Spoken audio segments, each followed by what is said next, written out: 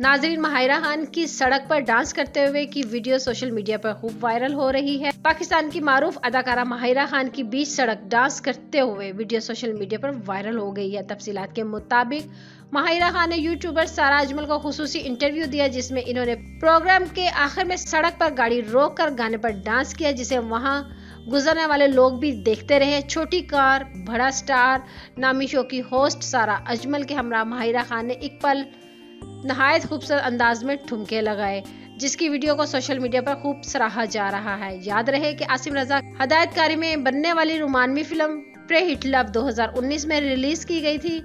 Film के मरकजी किरदार में माया अली और अदाकार शहरयार मुनव्वर हैं, जिसमें माहिरा खान भी गाने मोरस सैया के जरिए मेहमान अदाकार के तौर पर जलवागर हुई थी। तो नाज़रीन, इस वीडियो को लेकर अपनी कीमती राय का इज़हार नीचे कमेंट्स बॉक्स में जरूर करिएगा। वीडियो को लाइक कर दे, चैनल को सब्सक्राइब कर दे, ताकि लेटेस्ट अपडेट सबसे पहले आप लोगों तक पहुंचे।